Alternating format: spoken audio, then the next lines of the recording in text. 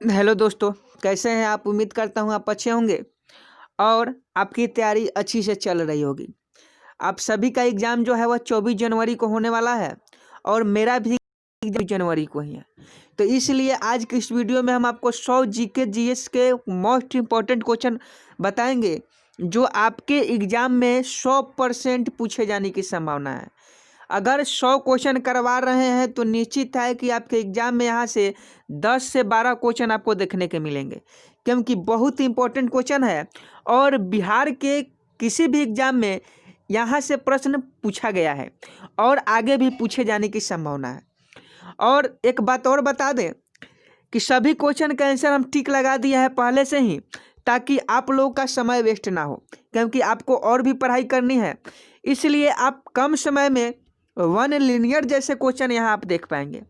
तो चलिए वीडियो को स्टार्ट करते हैं। और इसका पीडीएफ अगर आपको लेना है, इसका पीडीएफ भी आपको मिलेगी। पीडीएफ लेना चाहते हैं तो आप वीडियो के अंत तक बने रहें। वीडियो के अंत में आपको बताएंगे कि पीडीएफ आपको इसका कहाँ से मिल सकती है। तो चलिए प्रश्न को स्टार्ट करते हैं। 100 क्वेश्चन आज के इस वीडियो में हम करेंगे। पहला प्रश्न है कि कालीबंगा किस प्रदेश में विद्यमान है। तो कालीबंगा जो है वह राजस्थान में विद्यमान है। कालीबंगा राजस्थान में विद्यमान है।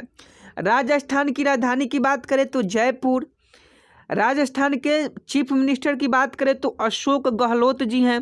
और यहाँ के अगर मुख्यमंत्री की बात करें और सॉरी दोस्तों, यहाँ के अगर राज्यपाल की बात करें तो कलराज मिश्र है। तो यहाँ से 3 टॉपिक को आप याद रखिएगा। अगला प्रश्न है कि सिंधु घाटी के लोग डैश की पूजा करते थे। तो सिंधु घाटी के लोग पीपल के पेड़ की पूजा करते थे। सिंधु घाटी के लोग पीपल के पेड़ के पूजा करते थे। और बरगद का पेड़ से एक क्वेश्चन बनता है कि बिहार का राष्ट्रीय पेड़ क्या है। तो बिहार का जो राष्ट्रीय पेड़ है वह बरगद का पेड़ है। तो आप इसे याद रखिएगा। अगला प्रश्न है कि कौन सा सिंधु घाटी सभ्यता स्थल बंदरगाह था। तो लोथल जो था वह स्थल घाटी बंदरगाह था सिंधु घाटी का। मोहनजोदड़ो से आपके एग्जाम में क्वेश्चन पूछेगा कि स्नान घर कहाँ पे आ गया था, स्नान नगर कहाँ थे। तो वह मोहनजोदड़ो में था। चाहे सिंधु घाटी सभ्यता के सबसे बड़ा शहर मोहनजोदड़ो ही है। अगला प्रश्न है कि कौन से स्थल आधुनिक गुजरात में स्थित है। आपको बताना है कि कौन से स्थल आधुनिक गुजरात में स्थित है। तो आपके पास देख लीजिए, इसका आंसर नहीं लगा है, आप जल्दी से बताइए कि इसका राइट आंसर क्या हो जाएगा। कौन सा स्थल जो है वह आधुनिक गुजरात में स्थित है। तो इसका राइट आंसर क्या हो जाएगा। तो बनवावली इसका राइट आंसर हो जाएगा। 4th will be right answer. लेकिन यहाँ ऑप्शन में अगर आप देखें तो 3 4 कह रहा है, तो 4th इसका राइट आंसर हो जाएगा। तो कौन राइट आंसर हो जाएगा। तो ऑप्शन ए इस क्वेश्चन का राइट आंसर हो जाएगा। अगला प्रश्न है कि सिंधु घाटी सभ्यता के घर किसके बने हुए हैं। तो सिंधु घाटी सभ्यता के जो घर थे वह पक्की ईंटें के बनी होती हैं। तो पक्की ईंटें इसका राइट आंसर हो जाएगा। अभी क्वेश्चन बता है कि महान स्नान नगर सिंधु घाटी सभ्यता के किस स्थान पर पाया गया है। तो यह मोहनजोदड़ो में पाया गया है, अभी आपको हमने बताया है। अगला है कि मोहनजोदड़ो स्थित है। तो मोहनजोदड़ो लड़काना पाकिस्तान में स्थित है। तो इसका राइट आंसर लड़काना पाकिस्तान में हो जाएगा। यह बिहार होमगार्ड के साथ साथ बिहार पुलिस के लिए भी बहुत ही इम्पोर्टेंट है, क्योंकि उनका भी एग्ज़ाम बहुत जल्द शुरू होगा और यहाँ से क्वेश्चन उनके भी एग्ज़ाम में पूछे जाएंगे। तो आप बिहार के किसी भी एग्ज़ाम की तैयारी करते हैं तो आप निश्चित होंगे इस वीडियो को देखिए। और ख़ासकर जिनका 24 तारीख का एग्ज़ाम है वह तो इस वीडियो के सभी क्वेश्चन को रट जाए। और वीडियो से याद नहीं होता है तो आप इसका पीडीएफ ज़रूर लीजिएगा। पीडीएफ आपको अंत में मिलेगी, तो आप हमारे साथ अंत तक बने रहें। और जो लोग लाइक नहीं किए हैं वह ज़रूर लाइक कर लें। और एक ग्रुप बनाए हैं, व्हाट्सएप ग्रुप हमने क्रिएट किया है 24 तारीख के लिए, जिसमें अगर कहीं से क्वेश्चन आता है तो उसमें डाला जाएगा। तो आप उस ग्रुप में भी ज्वाइन कर लीजिएगा। उसका लिंक भी वीडियो के अंत में बता देंगे कि कहाँ से मिलेगा। अगला प्रश्न है कि आर्य भारत में कहाँ से आए थे। तो आर्य भारत में मध्य एशिया से आए थे। तो मध्य एशिया इसका राइट आंसर हो जाएगा। अगला प्रश्न है कि सबसे पुराना वेद कौन सा है। तो सबसे पुराना वेद ऋग्वेद है। सबसे पुराना वेद कौन सा है, ऋग्वेद है। अगला है कि इनमें से किस फसल का ज्ञान वैदिक काल के लोगों में नहीं था। तो वैदिक काल के लोगों में तंबाकू उत्पादन करने का ज्ञान नहीं था। तो इसका राइट आंसर तंबाकू उत्पादन हो जाएगा। अगला है कि प्रसिद्ध विद्वान मैक्स मूलर किस देश का निवासी था। तो प्रसिद्ध विद्वान मैक्स मूलर जर्मनी देश का निवासी था। तो ऑप्शन बी इस क्वेश्चन का राइट आंसर हो जाएगा। अगर आपको वीडियो पसंद आ रही हो तो वीडियो को ज़्यादा से ज़्यादा लाइक कीजिए, और अगर इस पे ज़्यादा व्यूअर्स आते हैं, ज़्यादा कमेंट आता है, ज़्यादा लाइक आता है, तो इसका पार्ट 2 भी अपलोड कर देंगे जिसमें भी 100 क्वेश्चन होंगे। तो आपके लिए हम पूरी तरह से तैयार हैं। अब आप तैयार हैं कि नहीं, अब यह आप पे डिपेंड करता है। तो चलिए अगला प्रश्न देखते हैं। 14 नंबर, वेद कितने हैं। तो वेद आपका 4 है। वेद कितने हैं, 4 है। अगला है कौन सा वेद नहीं है। तो उपनिषद जो है वेद नहीं है, क्योंकि वेद 4 होते हैं, ऋग्वेद, यजुर्वेद, अथर्ववेद और सामवेद। वेद के चारों नाम आप याद रखिएगा। अगला प्रश्न है कि किस वैदिक देवता की स्तुति ऋग्वेद में सबसे अधिक की गई है। यह आपके एग्जाम में प्रश्न देखने को मिल सकता है कि किस वैदिक देवता की स्तुति ऋग्वेद में सबसे अधिक की गई है। तो इसका राइट आंसर इंद्र हो जाएगा। इंद्र भगवान की स्तुति ऋग्वेद में सबसे अधिक की गई है। अगला प्रश्न है कि ऋग्वेद में गायत्री मंत्र किसे समर्पित है। तो ऋग्वेद में गायत्री मंत्र सावित्री को समर्पित है। तो ऑप्शन सी इस क्वेश्चन का राइट आंसर हो जाएगा। अगला है कि जैनिनियों के पहले तीर्थकर कौन थे। तो जैनिनियों के पहले तीर्थकर ऋषभदेव थे। ऋषभदेव जैनिनियों के प्रथम तीर्थकर थे। तो इसका राइट आंसर ऑप्शन डी हो जाएगा। अगला प्रश्न देख लेते हैं। अगला प्रश्न है कि कंबोडिया के अंकोरवाट मंदिर में किससे संबंधित चित्रकारी की गई है। तो कंबोडिया के जो अंकोरवाट का मंदिर है उसमें विष्णु भगवान से संबंधित चित्रकारी की गई है। तो Vishnu is the right answer. अगला प्रश्न है कि अजंता की गुफाओं में किससे संबंधित कला पाई जाती है। तो अजंता की गुफाएं जो महाराष्ट्र में है उसमें बुद्ध धर्म से संबंधित कला पाई जाती है, और यह एनटीपीसी में अभी कुछ दिन पहले क्वेश्चन पूछा था। अगला प्रश्न है कि महावीर स्वामी किस क्षत्रिय राजवंश से संबंधित है। तो महावीर स्वामी यांत्रिक राजवंश से संबंधित है, और यह क्वेश्चन जो अभी हम आपको क्वेश्चन बता रहे हैं, यह क्वेश्चन आपको बिहार फॉरेस्ट रेंजर एग्जाम में देखने को मिला था। अभी 17 तारीख को जो एग्जाम हुआ था उसमें यह क्वेश्चन पूछा गया था। अगला सुमेलित करना है कि स्वामी महावीर के जीवन की घटनाएं एवं उनके स्थलों की सूची 1 और 2 का सुमेलित कीजिए। तो स्वामी महावीर की जो ज्ञान की प्राप्ति हुई थी वह जाम्भिक ग्राम में हुई थी। स्वामी महावीर की जो ज्ञान की प्राप्ति हुई थी कहाँ हुई थी। तो जाम्भिक ग्राम में हुई थी। तो जाम्भिक ग्राम स्वामी महावीर की ज्ञान की प्राप्ति केंद्र है। अगला है निर्वाण। तो निर्वाण इनका कहाँ हुआ था।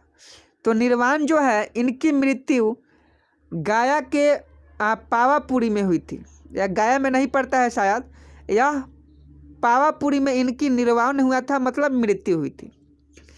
अगला है पहली जनसंगति कहाँ की गई। तो पहली जनसंगति पाटलिपुत्र में की गई। अगला है जन्म स्थान इनका कहाँ है। तो कुंडल ग्राम, यहाँ कुंदन लिखा गया है, यहाँ होना चाहिए कुंडल ग्राम। कुंडल ग्राम वैशाली में इनका जन्म स्थान है। तो इसका राइट आंसर आप लोग समझ गए होंगे। अभी तक अगर आप लाइक नहीं किए हैं तो लाइक ज़रूर कीजिए, क्योंकि यह खासकर आपके लिए है, स्पेशल वीडियो है। और आप लाइक नहीं कीजिएगा तो हमारा मनोबल नहीं बढ़ेगा और मोटिवेशन भी नहीं मिलेगी। इसलिए आप इस वीडियो को लाइक ज़रूर कीजिए और ज़्यादा से ज़्यादा शेयर कीजिए, ताकि इसका पार्ट 2 जल्दी ही अपलोड हो, और PDF आपको वीडियो के अंत में मिलेगी।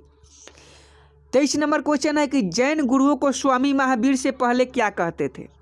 तो जैन गुरुओं को स्वामी महावीर से पहले तीर्थकर कहते थे। ऑप्शन डी इसका राइट आंसर हो जाएगा। जैन गुरुओं को स्वामी महावीर से पहले तीर्थकर कहा करते थे। अगला आपको बताना है कि निम्न में कौन सा कथन जैन धर्म के बारे में गलत है। आपको बताना है कि निम्न में कौन सा कथन जैन धर्म को गलत है। तो यह हम जान लेते हैं कि डी गलत है, लेकिन बाकी तो सही है। तो यहाँ से देखिए अब आपके एग्जाम में क्वेश्चन कैसे पूछेगा। जैन धर्म के 24 तीर्थकर हुए। आपसे क्वेश्चन पूछेगा कि जैन धर्म के कितने तीर्थकर हुए? 24। पहले कौन थे? ऋषभदेव। और अंतिम कौन थे? महावीर जी थे। 23वें तीर्थकर कौन थे? पार्श्वनाथ जी थे। त्रिरत्न सिद्धांत व 5 व्रत मुख्य शिक्षा है। क्वेश्चन पूछेगा कि जैन धर्म की मुख्य शिक्षा क्या है? तो त्रिरत्न सिद्धांत और 5 व्रत मुख्य शिक्षा। अगला बहुत ही इंपॉर्टेंट क्वेश्चन है जो आपके एग्जाम की दृष्टि से बहुत इंपॉर्टेंट है। गौतम बुद्ध ने पहला उपदेश डियर पार्क में दिया, यह कहाँ पर है? तो यह सारनाथ में है। गौतम बुद्ध ने पहला उपदेश डियर पार्क में दिया जो आपका सारनाथ में है। अगला प्रश्न है कि नालंदा विश्वविद्यालय कुमारगुप्त द्वारा स्थापित विद्या का एक महान केंद्र था, विशेषतः।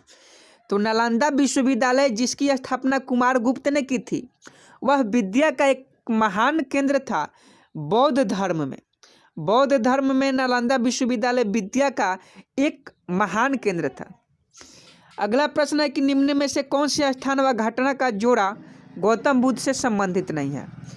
तो सारनाथ से गृह त्याग, यह इनके संबंधित नहीं है, लेकिन यह तीनों से इंपॉर्टेंट क्वेश्चन बनते हैं।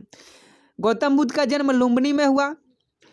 आत्मदर्शन इनको बोध गया में हुआ जहाँ ज्ञान की प्राप्ति हुई। और मृत्यु इनको कहाँ हुई? कुशीनगर में हुई। तो आप इसे याद रखिएगा। सारनाथ में इन्होंने पहला प्रवचन दिया था।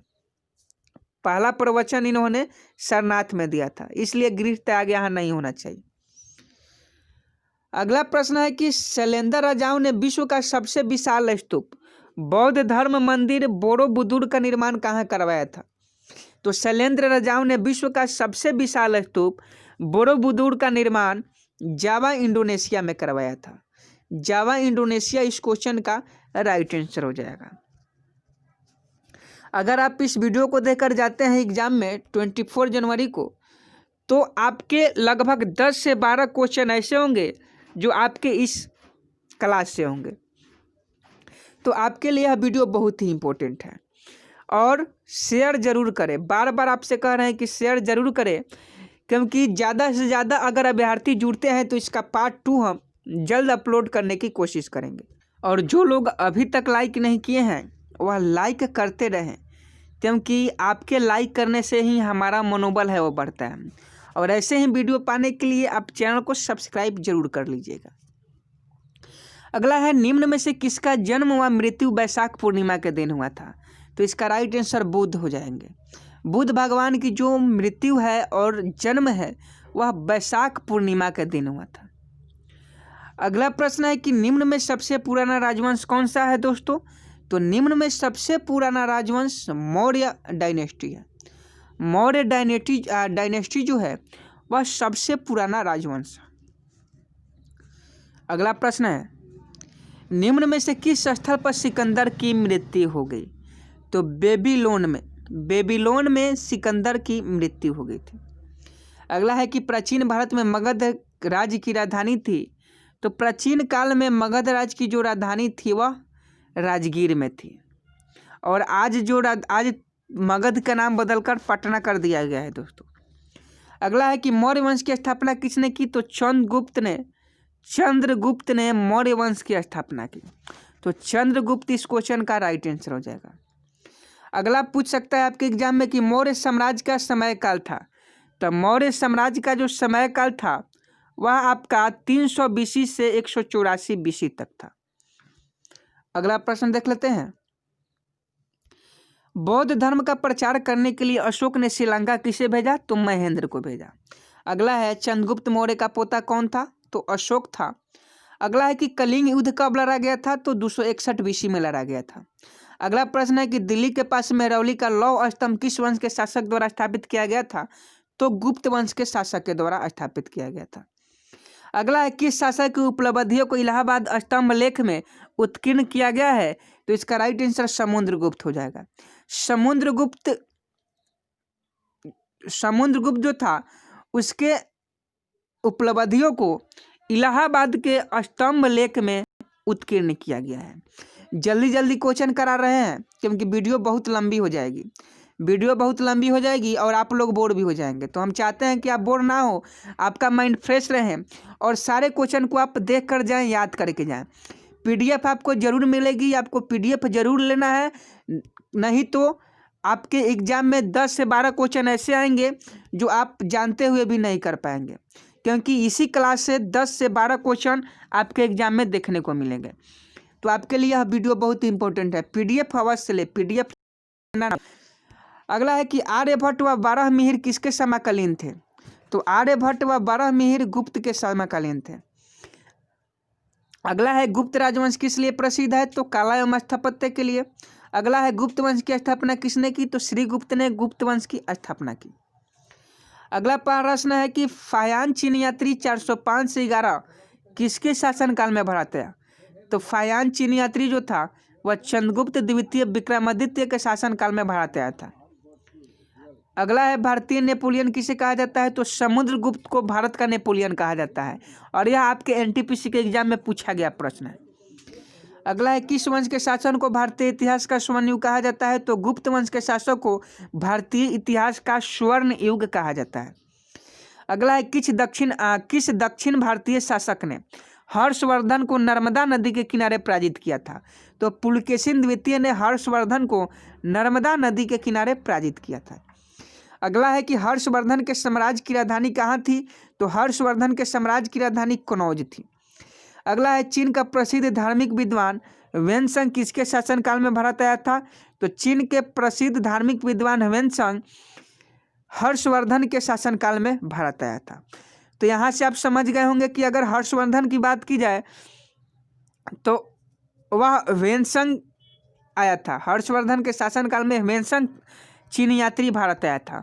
और अभी आपको हम बताए हैं कि फायान चीन यात्री चंद्रगुप्त द्वितीय यानी विक्रमादित्य के शासनकाल में आया था और मेगास्थनीज जो था वह चंद्रगुप्त के शासनकाल में आया था। तो आप इसे याद रखिएगा, तीनों क्वेश्चन आपके एग्जाम में देखने को एक ना एक इसमें से जरूर मिलेगा।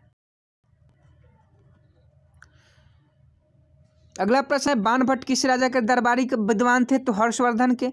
अगला है कोणार्क में सूर्यदेव के मंदिर का निर्माण किसने किया? नरसिंह वर्मन ने। अगला है किस वंश के शासक ने श्रीलंका पर आक्रमण किया? तो चोल वंश के शासक ने श्रीलंका पर आक्रमण किया। अगला प्रश्न है कि काशी में प्रसिद्ध कैलाशनाथ मंदिर का निर्माण किसने किया? तो नरसिंह वर्मन द्वितीय ने काशी में प्रसिद्ध कैलाशनाथ मंदिर का निर्माण किया। अगला है निम्न राजवंश शासन क्षेत्र में कौन सा युग्म गलत है? तो इसमें गलत युग्म आपको चुनना है। अगर आप इसका आंसर जानते हैं तो बताइए, नहीं तो हम बता दे रहे हैं। तो इसका राइट आंसर क्या हो जाएगा? तो इसका राइट आंसर पांड्य मदुरै हो जाएगा। ऑप्शन बी इस क्वेश्चन का राइट आंसर हो जाएगा।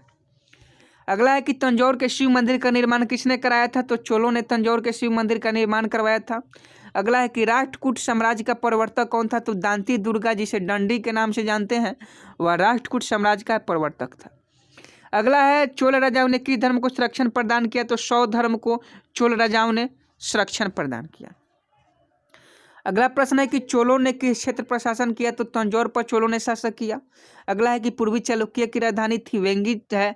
अगला है मध्यकालीन युग में निर्मित लिंगराज मंदिर कहाँ स्थित है? तो भुवनेश्वर में मध्यकालीन में निर्मित लिंगराज मंदिर स्थित है।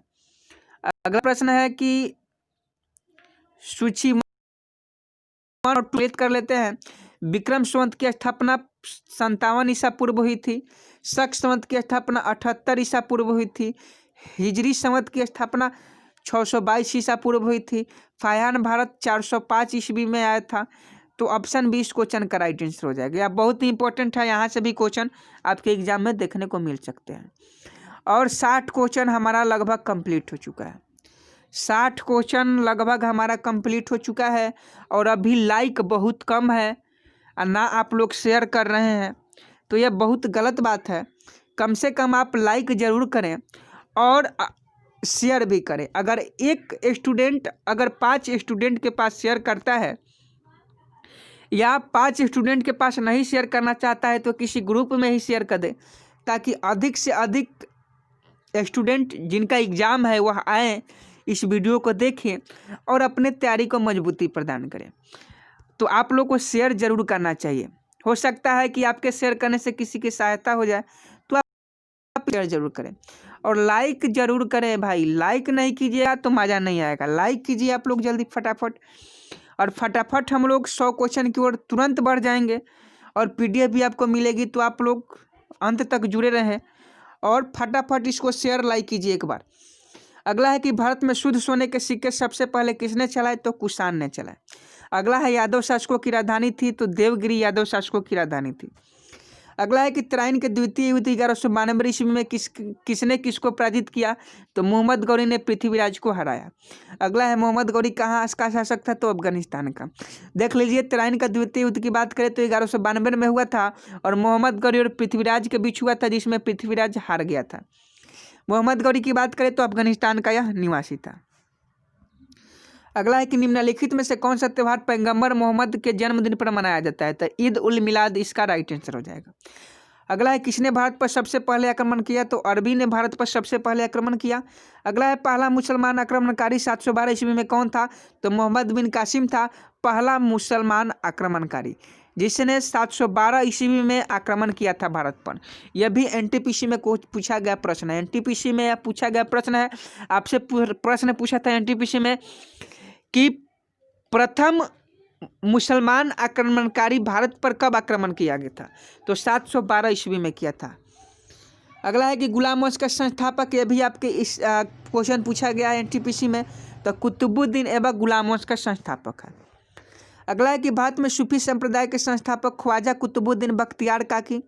प्रसिद्ध फारसी त्यौहार नौरोज का प्रवर्तन किसने किया? तो बलबन ने किया।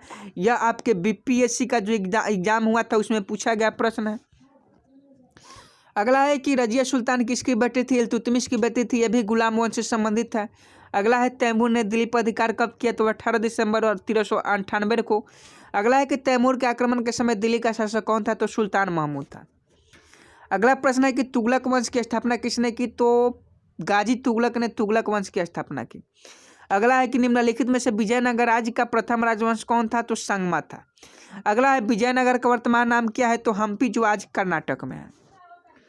अगला प्रश्न है कि विजयनगर साम्राज्य का पतन किस लड़ाई के कारण हुआ? तो तालीकोटा की लड़ाई के कारण विजयनगर साम्राज्य का पतन हो गया था। अगला प्रश्न है हरियर और बुक्का ने दक्षिण भारत में एक राज्य की स्थापना की जो बाद में विजयनगर बना। उस समय दिल्ली का सुल्तान मोहम्मद बिन तुगलक था। अगला है बाबर मूल रूप से कहाँ का निवासी था? तो फरगान का था। अगला है कि पानीपत की पहली लड़ाई कब लड़ी गई? तो 1526 में लड़ी गई। अगला है निम्न में से कौन सा अकबर से संबंधित है? तो इसका राइट आंसर देख लेते हैं। तो इसका राइट आंसर दीन इलाही, इबादत खाना, फतेहपुर सिकरी, यह जो तीनों है यह अकबर के द्वारा संचालित किया गया था। तो ऑप्शन सी इसका राइट आंसर हो जाएगा। अगला है फतेहपुर सिकरी का बुलंद दरवाजा अकबर के द्वारा बनाया गया था और फतेहपुर सिकरी को ही बाद में अकबर ने अपनी राजधानी भी बनाई। तो आप इसे भी याद रखिएगा। अगला है 1582 ईस्वी में दीन इलाही की स्थापना अकबर के द्वारा की गई। अगला है हल्दी घाटी की युद्ध 1576 ईस्वी में हुई, जिसमें महाराणा प्रताप के विरुद्ध अकबर की सेना का नेतृत्व राजा मानसिंह ने किया। अगला है फतेहपुर सिकरी का पंचमहल किसने बनवाया? तो अकबर ने। किस शासक ने अपनी राजधानी दिल्ली से आगरा बनाई? सिकंदर लोदी। सिकंदर लोदी ने अपनी राजधानी दिल्ली से आगरा बनाई। अगला है किस मुगल शासक ने अपनी राजधानी आगरा से दिल्ली बनाई? शाहजहां। अगला है कि चेतक किस राजा के घोड़े का नाम था? तो महाराणा प्रताप के। अगला है कि बाबर ने प्रथम बार किस युद्ध में तोपखाने का उपयोग किया? पानीपत का प्रथम युद्ध 1526 में हुआ था। उसी में बाबर ने प्रथम तोपखाने का यूज किया था। अगला है कि ताजमहल का जो डिजाइनर था वह उस्ताद ईसा खां था। अगला है निम्न में से कौन सी इमारत शाहजहां ने नहीं बनाई?